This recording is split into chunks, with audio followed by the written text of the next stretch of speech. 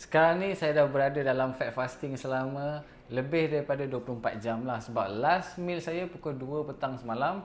Sekarang dah pukul 3, lebih kurang 25 jam saya tak makan. Apa yang saya makan adalah minyak sahaja. So dekat sini adalah beberapa minyak yang penting, iaitu olive oil. Olive oil penting sebab olive oil adalah kaki yang bengkok. Nombor 2 adalah coconut oil. Coconut oil ni pula kaki yang straight. So ini saturated fats. Yang ini adalah monounsaturated fats. So apa lagi? Kita minumlah minyak kejap. Sebab apa? Sebab to be honest, lepas 24 jam rasa lapar tu memang ada, tetapi boleh dikawal lah. Kenapa badan kita hantar otak saya bagi signal, oh kau lapar. Sebab apa? Sebab dalam perut kosong memang dia akan hantar signal. Tetapi lapar itu bermaksud adakah kita perlu makan? Tak semestinya lah. Problemnya kat luar sana tu, otak bagi signal lapar je korang terus makan. Lapar sikit je bagi terus makan.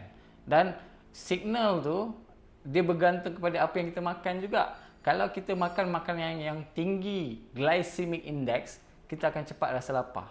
Contohnya kalau korang makan breakfast pukul 7, pukul 8 korang dah lapar balik. Sebab apa? Sebab apa yang korang makan breakfast tadi tu glycemic index tinggi. Contoh dia makan roti. Sebab itulah pukul 8 dah lapar.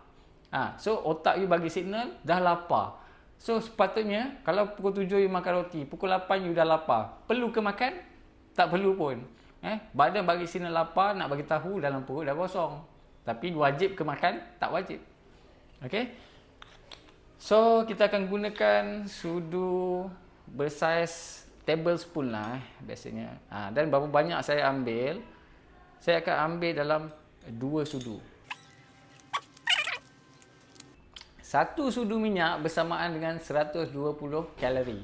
So kalau dah 2 sudu ni lebih kurang 800 kalori lah.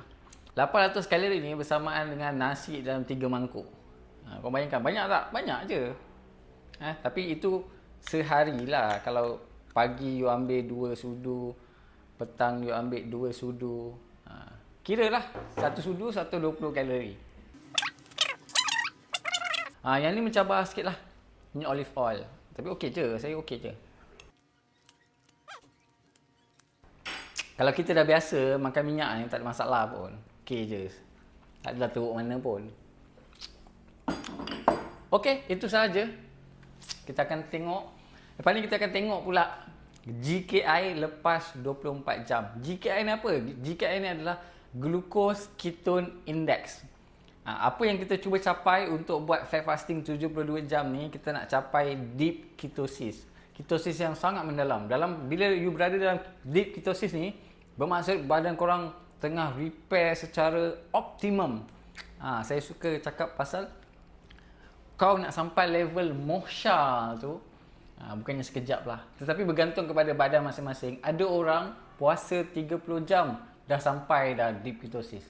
Ada orang yang tak sihat, yang kurang sihat, yang ada masalah kronik, mungkin 80 jam, mungkin bukan 72 jam. You perlukan masa yang lebih lama. Tapi kalau orang yang sihat kejap je, insyaAllah. Jadi kita tengok badan saya ni sihat ataupun tak lah.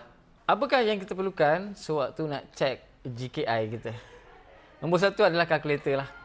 Sebab kita tak boleh nak bahagikan tanpa kalkulator ni. Nombor 2, korang kena adalah glukometer dengan ketone meter. Dan benda ni tak semua orang ada. Semua orang ada glukometer tu, tetapi ketone meter ni tak semua ada lah. So kalau korang nak check, boleh datang klinik, kita boleh checkkan untuk anda. Lepas tu kita kirakan lah. So apa maksud GKI ni? Kita nak GKI kita kurang daripada 1. Maksudnya bila korang bagikan gula kepada ketone, mesti dapat kurang daripada 1. Itu bermaksud you berada dalam very deep ketosis. Kalau indeks tu antara 1 sampai 3, dia adalah deep ketosis sahaja.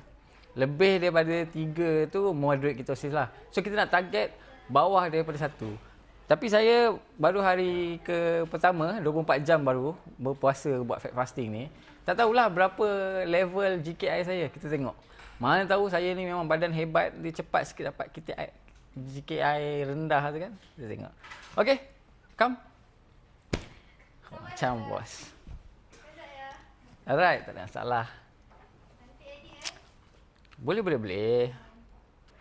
Lambat sikit tapi kalau anda yang datang, proses tu tak jadi lambat macam mana, insya-Allah. Disebabkan saya kan budak baru. Saya sebelum balik pun kena mop lantai, sapu sampah. Toilet tu saya mesti kan. Sebelum balik. Macam mana budak baru kan? A few moments later. Tak sakit pun. Dia macam prick biasa je.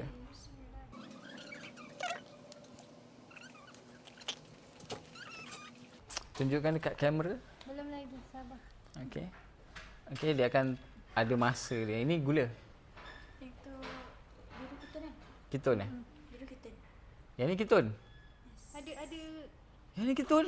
Bukan, ini gula. Yang ni. Yang itu. Gula. Kita. Oh, okey. Gula 3.5. Tak hypo, geng. So, relax je. Ketun 2.2. Ketun 2.2. Yang ni gula, yang ni ketun. So, nak buat indeks tu, ini atas, ni bawah. Bahagikan, dapat berapa? Nampak? Badan orang yang sihat, memanglah belum bawah 1. Tapi saya rasa almost lah, saya kira. 3.5 bahagi 2.2. Sedih lah. Jangan sedih. Kalkulator pun tak ada. Boleh pakai phone? 3.5 bagi 2.2. 1.6 GKI. Bermaksud saya sudah berada dalam keadaan deep ketosis. As long as dia bawah 3, dah masuk deep ketosis. Tapi yang kita nak very deep ketosis bawah 1. InsyaAllah esok akan bawah 1 lah. Sekarang ni masuk waktu yang ke-46 jam saya buat fat fasting. So saya kongsikan apa yang saya rasa throughout the journey tu. The first 24 hours saya tak ada rasa apa-apa yang signifikan langsung pun. Tetapi saya bangun pagi ni, saya rasa macam jantung start berdebar-debar. Lepas tu saya rasa tekak saya ada rasa something yang tak best. So macam biasa, saya bangun pagi, biasanya saya akan minum minyak. For the first time saya minum minyak olive oil tu, saya rasa macam nak muntah. Padahal sebelum tu, saya minum olive oil, saya tak ada rasa. Maksudnya masa saya pilih olive oil tu pun, saya pilih kalau boleh nak olive oil yang paling pahit. Sebab saya memang tak ada masalah untuk nak cabar diri sendiri, ambil yang pahit, telan, tak ada masalah. Tapi pagi ni, bila saya cuba telan olive oil tu, saya rasa macam nak muntah. So something wrong. It's not wrong pun actually. Ada sesuatu yang berlaku lah dekat perubahan dekat bahagian tekak tu dan buatkan saya rasa macam nak muntah lah bila ambil olive oil yang pahit tu. Otherwise saya tak rasa lain. Saya rasa masih lagi bertenaga. Boleh pergi kerja macam biasa, bawa motor pergi kerja, tak ada rasa hypo ke apa, tak ada. Dan sekarang ni 46 jam selepas buat fat fasting, bila saya test GKI tu, inilah result dia. My glucose 2.2. Ketone saya 3.9. So kalau dikirakan GKI saya, result dia 0.5, which is less than 1. Maksudnya saya berada dalam keadaan very deep ketosis. Itu yang kita nak. Badan kita ni berada dalam keadaan very deep ketosis. Kita tahu fat fasting 72 tu bermaksud anda kalau ikut protokol kena berpuasa selama 3 hari. Tetapi kalau macam saya 46 jam saya dah reach very deep ketosis, GKI less than 1, boleh je kita tak perlu teruskan, kita stop je kat sini. Maksudnya badan saya dah sampai lah level tu. Sebab badan manusia ni lain-lain. Ada orang 80 jam tak sampai lagi less than 1. Tapi badan saya biasanya orang yang kurus ni lah GKI akan jadi cepatlah GKI kita ni nak reach less than 1. So apa tunggu lagi, pergi cuba. Terima kasih.